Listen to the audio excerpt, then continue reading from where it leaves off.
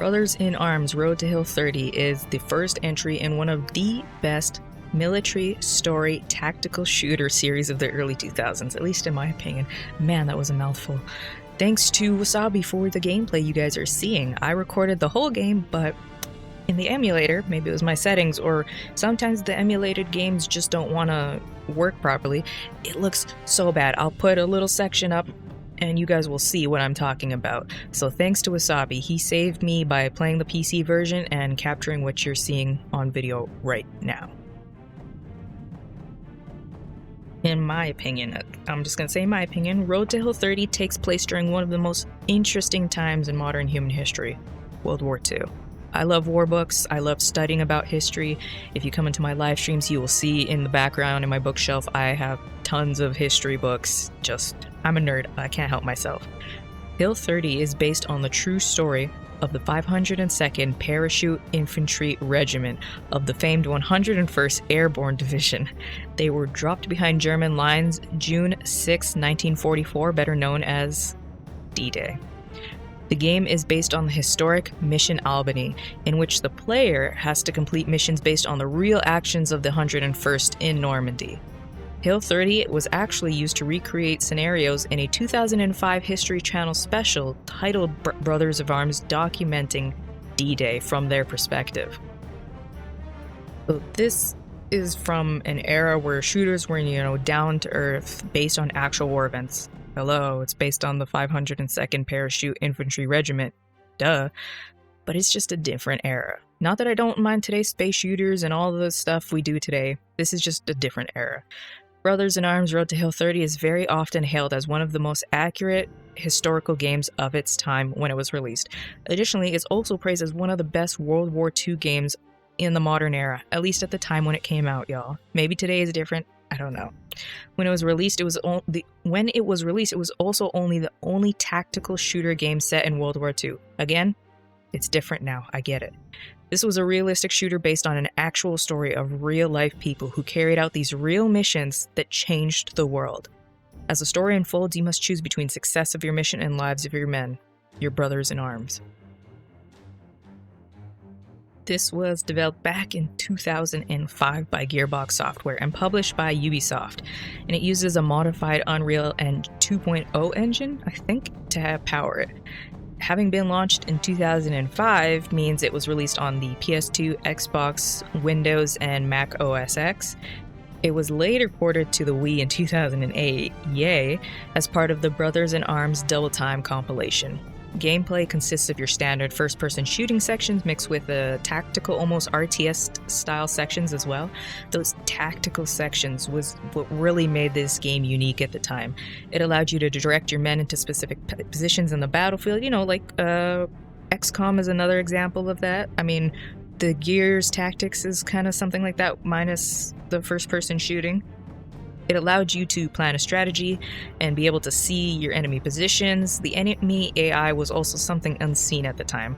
Enemies would actually move to flank you and use the same tactics that you would use on them. Something we see a lot today, but back then it felt new and the enemies weren't just popping their heads up and you were waiting to shoot them.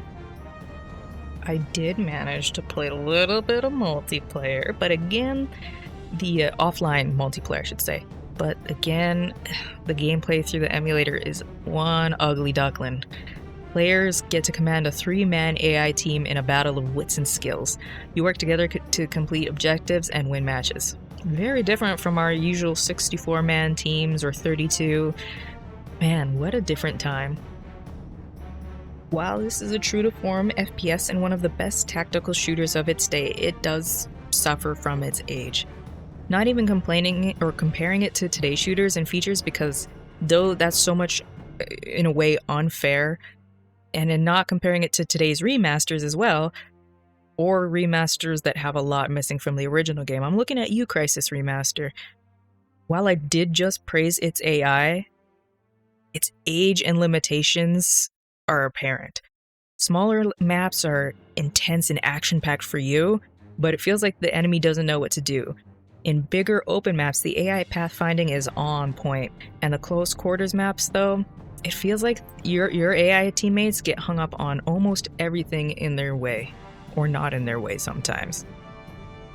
Additionally, I often found myself, unless forced to by the game, not using the tactical features. I will say I'm not a great big fan of RTS and tactical style stuff like that, but I do use them. I do enjoy them when, they're implemented nicely and it just works and all that. But it just had so many small problems, especially like I just stated on the close quarter maps. It would often lead to me losing men unnecessarily. Also, sometimes the game had this weird unnecessary difficulty spikes that turned the tactics into a nightmare and simple fun gameplay into a chore. It was almost easier for me to just, ram away at one-man army throughout everything. The enemy AI seemed to have in between either laughably easy or killing you over and over, and there's no in between on some maps. But, big but here. I said big but. I still had fun playing this, and in the end, that's what matters. I can say, don't play this, or criticize or praise, but at the end of the day, it's what you guys like, and if you want to play this. I don't know, there's probably, you can get it digitally, but if you want a physical copy, like I do, because I like to collect, don't know where to get one, probably eBay. All the issues I faced, all the AI issues I faced, all the graphics issues I faced running through the emulator, I still had so much fun playing this game. That should really be the takeaway. Like, to be honest, do you have fun? I had fun. What does it really matter?